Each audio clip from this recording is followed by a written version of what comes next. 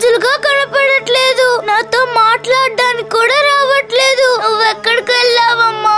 నువ్వు నా కోసం ఎప్పుడు వస్తావమ్మా? నిన్ను చూడకుండా ఉండలేకపోతున్నానమ్మా. ఎందుకమ్మా నాతో మాట్లాడట్లేదు?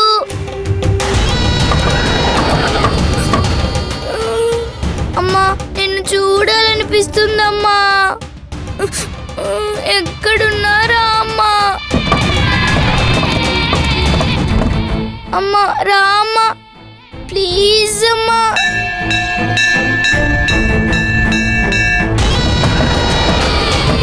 నా మీద కోపమా అమ్మా? నేను ఏదైనా తప్పు చేసుంటే నన్ను క్షమించేసేయమ్మా, ప్లీజ్ మా. రా అమ్మా,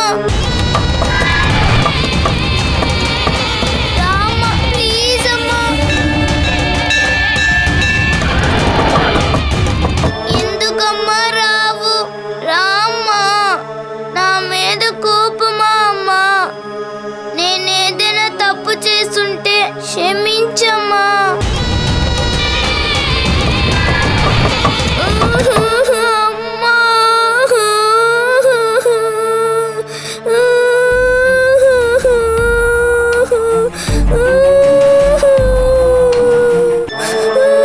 ప్లీజ్ అమ్మా, రామ్మా.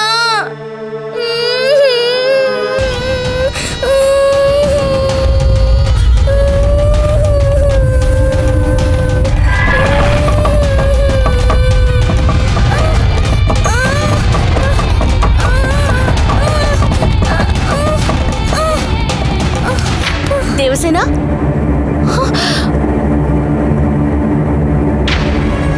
దేవసేన, దేవసేన, దేవసేన, ఏమైందమ్మా? అయ్యో, ఒళ్ళు కాలిపోతుంది.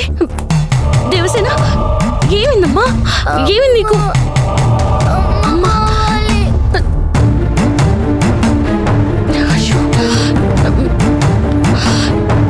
ఏమైంది తల్లి? ఎందుకు ఒళ్ళు ఇలా కాలిపోతుంది? నాకు అమ్మ కావాలి. నేను అమ్మని చూడాలి. మా అమ్మ వస్తుంది, నాతో మాట్లాడుతుంది.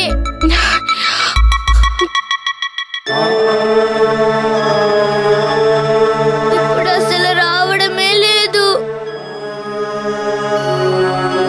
మా అమ్మ ఎక్కడికి వెళ్ళింది? మీ అమ్మ ఊరికి వెళ్ళారమ్మా. అయితే నాకెందుకు చెప్పకుండా వెళ్ళింది? నాతో చెప్పి వెళ్ళారమ్మా. రావడానికి కొద్ది రోజులు పడుతుంది అని చెప్పారు. అంతవరకు నిన్ను జాగ్రత్తగా చూసుకోమన్నారు. అబద్ధం చెప్తున్నావు గంగా. అయ్యో, నీతో నేను అబద్ధం చెప్తానా? నిజమే చెప్తున్నాను. అమ్మ తొందరగానే వచ్చేస్తుంది. అంతవరకు ఇలా అమ్మని తలుచుకుని ఏడవకుండా బంగారు తల్లిలా ఉండాలి, సరేనా? నాకు మా అమ్మని చూడాలనిపిస్తుంది. తప్పకుండా వస్తారు. నువ్వు నిక్షేపంగా చూడొచ్చు. అమ్మని తలుచుకోకుండా ఇప్పుడు నిద్రపో. నాకు నిద్ర రావడం లేదు. రా, నేను నిద్ర పుచ్చుతానంట. నువ్వు కళ్ళు మూసుకుని నిద్రపోతావంట, సరేనా? పడుకో.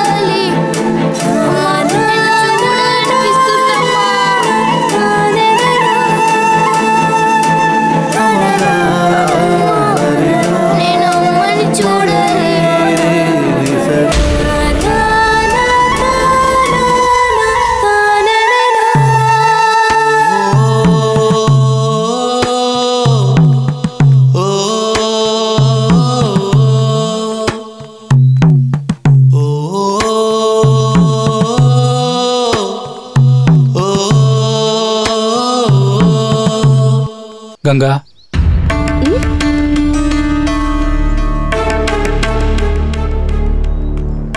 ఏంటి నాన్నా? నీతో కొంచెం మాట్లాడాలమ్మా. ఏంటో చెప్పండి నాన్నా. అయ్యగారు మన ఇంటికి వచ్చేళ్ళారు కదా, ఎందుకో తెలుసమ్మా నీకు? ఆయన నన్ను బయటికి పంపించారు కదా, అలాంటప్పుడు దాని గురించి నాకెందుకు? ఆయన మాట్లాడిన విషయం నీ గురించేనమ్మా. నా గురించా? నేనేం తప్పు చేయలేదే. ఏం చెప్పారు నాన్న? నిన్ను వాళ్ళింటికి కోడల్ని చేసుకుంటానంటున్నారమ్మా. అరుణ్ బాబుకి నిన్నిచ్చి పెళ్లి చేయమని అయ్యగారు నా చేతులు పట్టుకుని అడిగారు. నీలో ఏదో దైవశక్తి ఉందని నిన్నిచ్చి పెళ్లి చేస్తే అయ్యగారి కుటుంబం క్షేమంగా ఉంటుందని వీరభద్రం చెప్పారని చెప్పారు. అందుకే అయ్యగారు ఈ విషయం నాతో మాట్లాడారు. నేను నిన్ను అడిగి చెప్తానని చెప్పాను.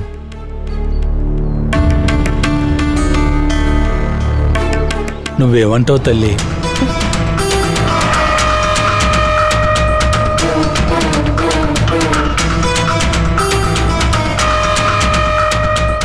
ఆ కుటుంబానికి కోడలుగా వెళ్ళడానికి అసలు నేనెవరిని? ఇంతకుముందు చిన్నయ్య గారిని ఎవరు పెళ్లి చేసుకోవాలని పోటీ వచ్చినప్పుడు దేవసేన నా వైపు చూపించినందుకు వాళ్ళెన్ని అబండాలు మోపారు. వీరభద్రం గారే చెప్పారని అయ్యగారు వచ్చి అడుగుంటారు నాన్న. కానీ దీనికి ఒప్పుకోవడం నాకు ఇష్టం లేదు నాన్న. చిన్నయ్య గారికి వాళ్ళ అంతస్తు తగ్గ అమ్మాయిని చూడమని చెప్పండి నాన్న. గంగా, అరుణ్ బాబుకు తన అంతస్తుకు తగినట్టు ఎంతో మంది దొరుకుతారు. కానీ వాళ్ళంతా ఈ కుటుంబ సమస్యలను భరించగలరా? అయ్యగారు రమ్యతో మాయతో పెళ్లి చేయాలని ప్రయత్నం చేశారు. వాళ్ళ పరిస్థితి ఏమైంది? మరెవరిని చూసినా ఆ పిల్లకి ఇలాగే అవుతుందని అయ్యగారు భయపడుతున్నారు.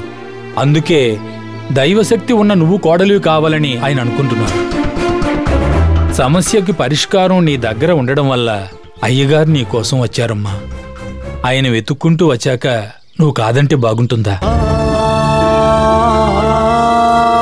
నువ్వు వాళ్ళింటికి కోడలిగా వెళ్తున్నాననుకోకమ్మా, కాపలాదారిగా వెళ్తున్నాననుకో, మనసు ఒప్పుకుంటుందమ్మా. దేవసేన ఎవరో తెలియనప్పుడే తనను దత్తత చేసుకుంటానన్నావు.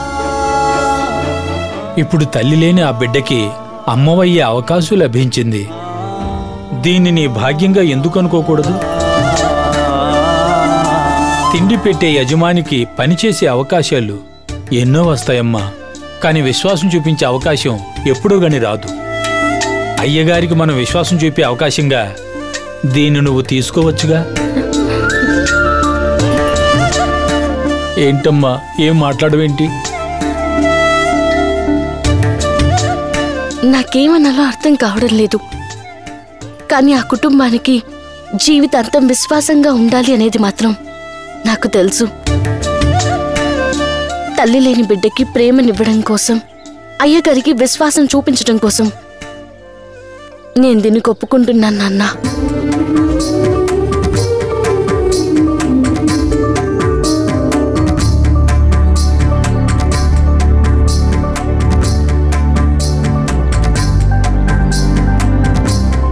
నువ్వు ఒప్పుకున్న సంగతి నువ్వే వెళ్ళి అయ్యగారితో చెప్పమ్మా. ఆయన ఎంతో సంతోషపడతారు. వెళ్ళిరమ్మా.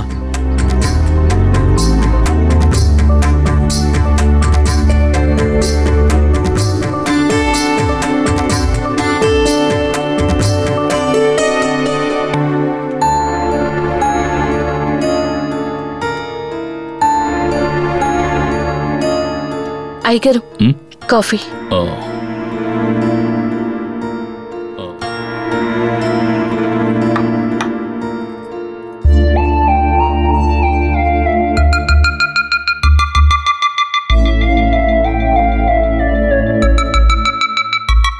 అయ్యగారు, నాన్నతో మీరు పెళ్లి విషయం మాట్లాడారు కదా. నాన్న ఈ పెళ్లి ఇష్టమే అని చెప్పమన్నారు. నీ అభిప్రాయం కోసమే ఎదురు చూస్తున్నాను. ఈ పెళ్లి నీకు ఇష్టమే కదా?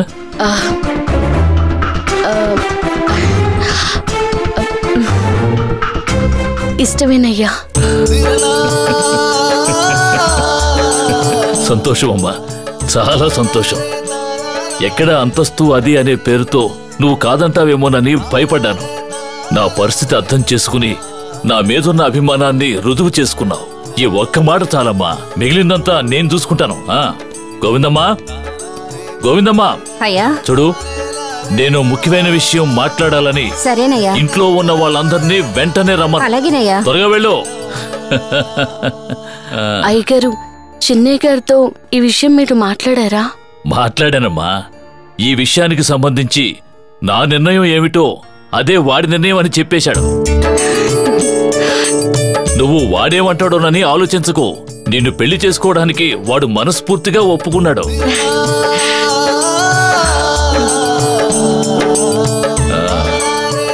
రండి రండి, అందరూ రండి. మీ అందరినీ ఇక్కడికి ఎందుకు రమ్మన్నానో తెలుసా? అరుణ్, ఇలారా. అరుణ్ పెళ్లి చేసుకోబోతున్న అమ్మాయిని ఇప్పుడు మీ అందరికీ చూపించబోతున్నాను.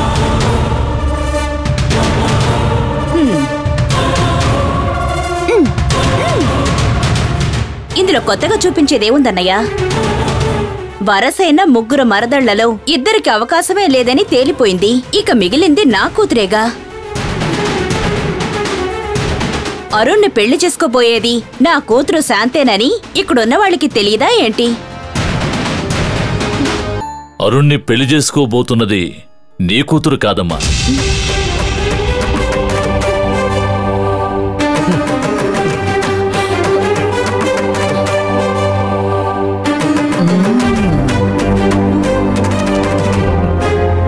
మీరెవరూ ఊహించని ఓ అమ్మాయిని ఈ ఇంటికి కోడల్ని చేయబోతున్నాను. ఎవరు బావా అమ్మాయి? రామ్మ గంగ. గంగే ఈ ఇంటి కోడలు.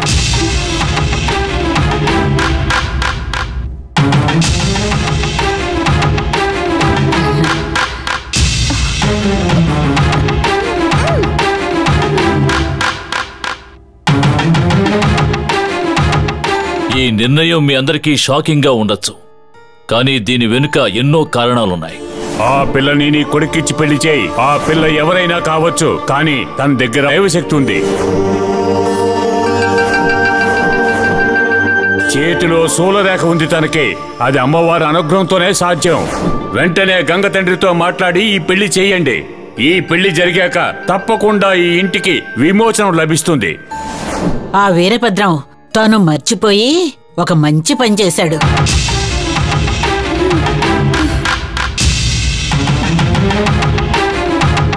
ఈ కుటుంబాన్ని కాపాడే శక్తి గంగకి ఉండటం వల్ల తనని అరుణ్కిచ్చి పెళ్లి చేయాలని నిర్ణయించుకున్నాను. దీనికి మీరంతా ఒప్పుకోవాలి. ఎలా ఒప్పుకుంటావన్నయ్యా? ఎవరి పిల్ల? ఈ ఇంట్లో పాచి పని చేసే పని మనిషి. దీని చేతిలో తాళాలు గుత్తి పెట్టేస్తారా? దానికి మేము ఒప్పుకుంటావా?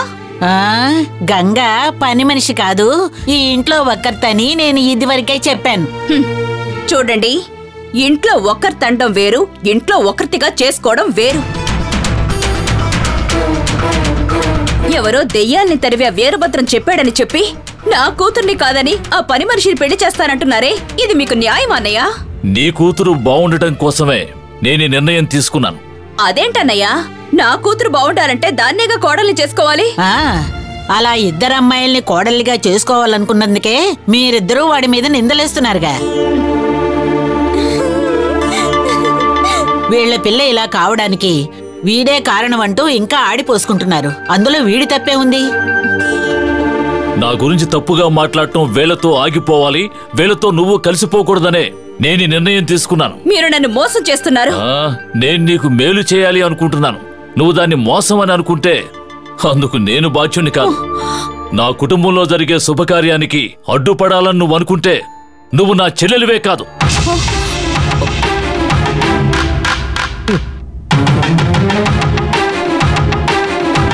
గంగ ఈ కుటుంబంలోకి రావడం వల్ల మీకు మేలు జరుగుతుంది, ఈ కుటుంబానికి మేలు జరుగుతుంది. అది ముందు అర్థం చేసుకుని మీ మనసు మార్చుకోండి.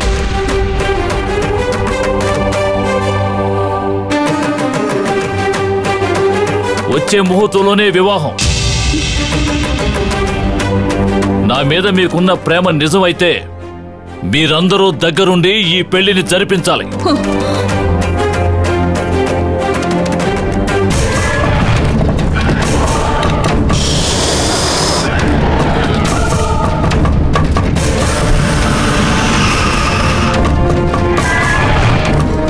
నా కూతురు ఉండాల్సిన స్థానంలో ఇదా?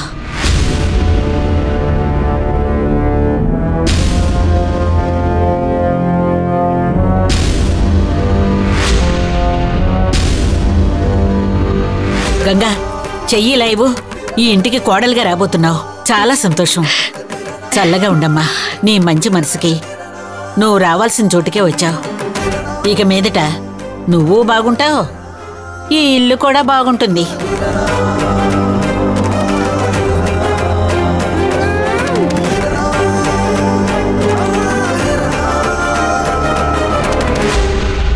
అరుణ్, ఇక నీకు ఇక్కడ పని లేదు. రారా.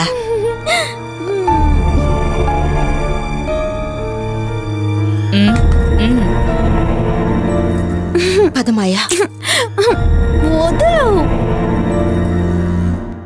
ఆగవే.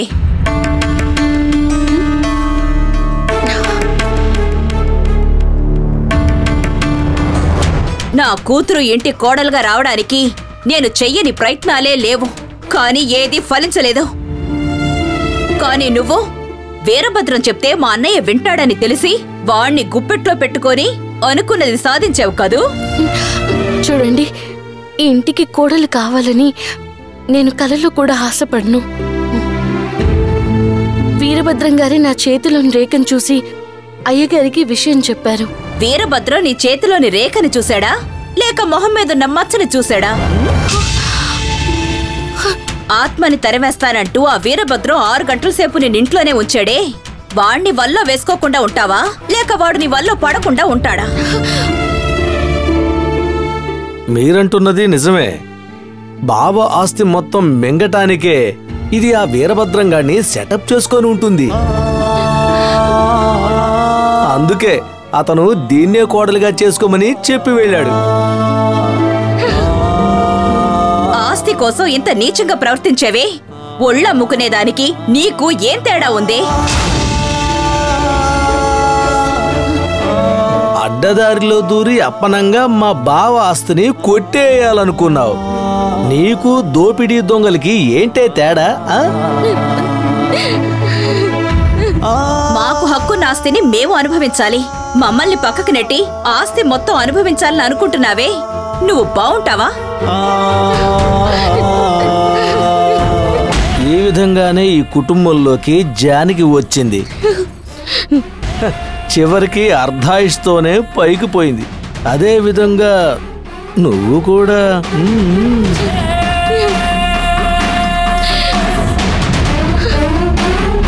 లేదు లేదు, అంత త్వరగా ఇది పైకి పోదు.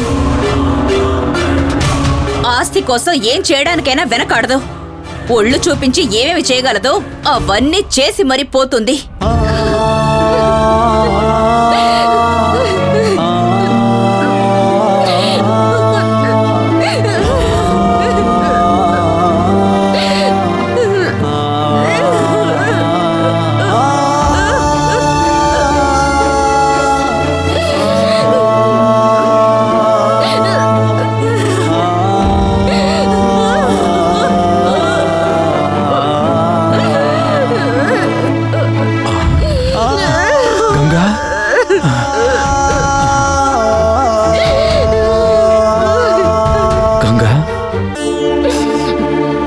ఏంటమ్మా, ఏం జరిగింది? ఎవరైనా కోప్పడ్డారా? నిన్నింతలా ఏడిపించిన వాళ్ళని నేను ఊరికి వదిలిపెట్టను. ఇప్పుడే వెళ్ళి అయ్యగారితో మాట్లాడుతాను. వద్దు నాన్న. మరైతే ఏం జరిగిందో నువ్వే చెప్పు. ఏమని చెప్పమంటారు? నాలుకని తోడెల్లా వాడేవాళ్ళు కాటేస్తారు. అలాంటి వాళ్ళు మాట్లాడడానికి అవకాశం లేకుండా మనమే చూసుకోవాలి. కానీ ఆ స్థానంలో మనం లేము. ప్రేమ చూపించే స్థానంలో ఉన్నాం. ముంగిస తినే ఆహారం పాము తీసుకోదు. పాము తినే ఆహారాన్ని ముంగిస లాక్కోదు. అయినా ముంగిసకి పాముకి అస్సలు గిట్టదు. ఆ విధంగానే ఈ లోకల్లో చూడగానే నచ్చే విధంగా ఎన్నో బంధాలుంటాయి. ఈ కాలంలో కీడు చెయ్యాలనుకునే వాళ్ళని కూడా చూడనట్టు వదిలేస్తారు. కానీ మంచి చేయాలనుకునే వాళ్ళని ఖచ్చితంగా బాధ పెడతారు. ఆ విధంగానే నాకు జరిగింది.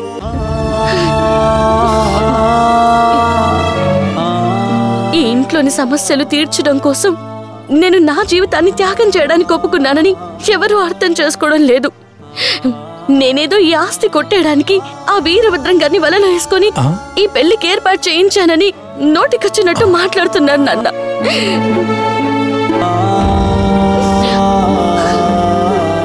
వాళ్ళ మాటలు నువ్వు పట్టించుకోకమ్మా.